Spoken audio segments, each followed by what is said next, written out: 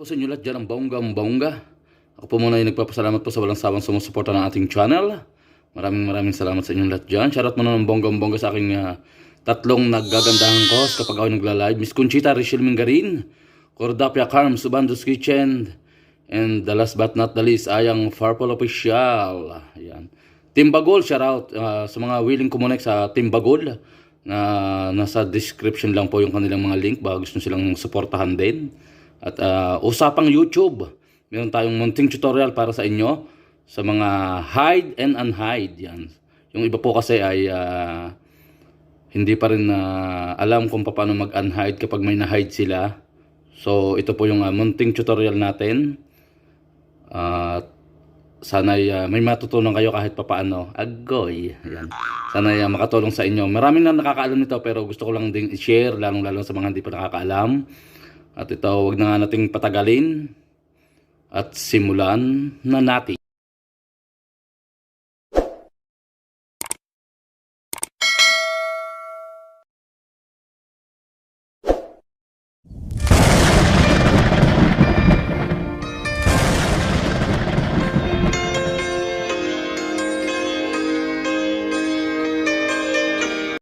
Ayan na, share po ng bonggang-bongga dyan. At ito po nga po, minsan kasi aksidente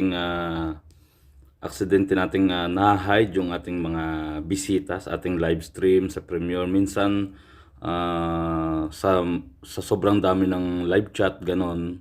Minsan naman ito real talk. Minsan ayaw nyo nang papasokin sa mga live nyo, kaya ganon, sa mga Premiere, ayaw nyo nang papasokin sa mga channel nyo. Ayun ang dahilan kaya bakit nagkakaroon ng hidden user. Pag na-hide po kayo, hindi na po kayo makakapasok sa kanilang channel. At hindi na po kayo makaka-attend ng kanilang mga premiere, mga live stream, hindi na po kayo makakapag-comment, hindi po kayo makikita, kaya nga po hide. Yun po ang dahilan. Minsan aksidente, minsan naman talaga ay sinadya. Minsan hindi talaga sinasadya. Accident po. Aksidente. Nangyayari po talaga yung kahit po sa akin ay nangyayari po yung ganon. Aksidenteng na-hide. Kasi minsan nagbabasa ka pa. Ito po totoo ha. Kung live streamer po kayo, minsan nagbabasa kayo tapos minsan nag-aayuda, tama po ba? Nag-aayuda kayo yung ibang mga comment. Basta nyo na lang nakiklik sa pagmamadali. Minsan ay pag-click nyo, hide pala yun. Pero ang totoo po ay aksidente po. Pero yung iba naman ay talagang sinadya. Yun ito po yung ating sample lang po to ha, sample ha. I-hide natin si Miss Conchita Rachel Mingarin at ituturo ko po din sa inyo kung paano ang magbalik ng hide. Para po sa mga hindi pa po nakakaalam dyan, ito po ay munting tutorial po para sa inyo. Sana po ay makatulong para sa inyo. At watch and learn, yun po. Ito, i-hide po natin si Miss Conchita Rachel Mingarin na ang muse ng ating YT. I-hide po natin. Ito. Meron po dyan nakalagay. Di ba? Pag main ang dala nyo, main yung channel ang dala nyo, ito po nakalagay dyan ha. Go to channel, pin message, report, remove, put user in timeout, hide user on this channel, remove as standard moderator.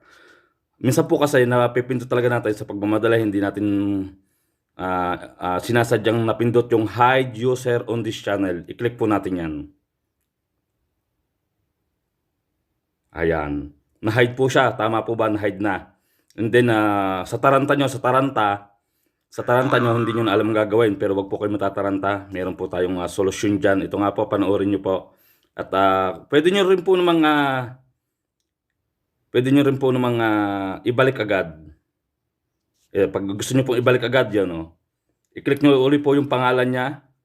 I-click nyo po uli yung pangalan niya. Go to channel, report, remove, put user in timeout, unhide user on this channel. Pero in case na hindi nyo na po makita to at pwede po kayong pumunta ng inyong mga YouTube studio. At ito nga po, ituturo ko po sa inyo, wag na po natin patagalin at simulan na po natin. Pero in case na aabutan nyo po yung kanyang pangalan, pwede nyo po siyang i-unhide. Hindi na po kayo pupunta ng inyong mga YouTube studio. Ayun okay, simulan na po natin ha. At sana po makatulong sa inyo ang munting tutorial na to. Ayan, ito po yung ang unang yung gagawin ay pupunta po kayo ng inyong studio para yung mga na-hide yung mga channel ay makapasok pong muli sa inyong mga channel. Punta po tayo ng ating studio. YouTube studio po YouTube studio. Ayan, at andito na po tayo sa ating YouTube studio. At dito po sa pag-open nyo po ng YouTube studio, dashboard, content, analytics, mayroon pa sa mga baba ito. Comment, subtitle, copyright, earn, customization, audio, yun, audio library. Dito po sa may bandang kaliwa, ito may makikita po kayong settings, ito. Settings, makikita niyo po settings. I-click niyo po yung settings. Click po natin yung settings, yan. Pag na-click niyo po yung settings, ito po ang lalabas sa inyong mga monitor or screen. General, channel, upload defaults, permission, community, and agreements. I-click po natin itong community. Click po natin itong community. Ayan. Ito po yung pag naklik natin ng community, ito po lalabas sa inyong mga screen. Automated filters, default, and channel guidelines. Ito po yung may mga moderator na standard moderator ito po. Para po makita natin ng mga na-hide, approve user, yan. Hidden user, makikita niyo po dyan, hidden user, ito po. Hidden user, yan.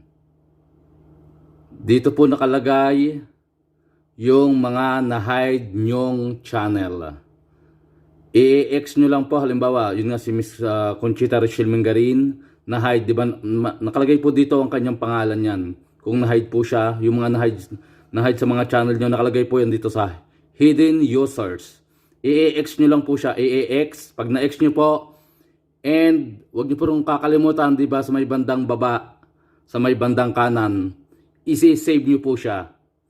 Huwag niyo pong kakalimutan i-click ang save. Kasi kung in-X nyo lang po and then nag-back na kayo, naka-hide pa rin po siya. Basta huwag niyo pong kakalimutan i-save para mabago ang settings ng inyong mga YouTube channel. Ayan na, siguro po ay hanggang dito na lang po at sana po ay nakatulong sa inyo ang munting tutorial na ito. Maraming salamat po sa inyong uling lahat. Ako po ito. Po sa magpapasalamat sa walang sawang sumusuporta ng aking channel. Maraming thank you. Lahat po kayo mag-iingat. And God bless.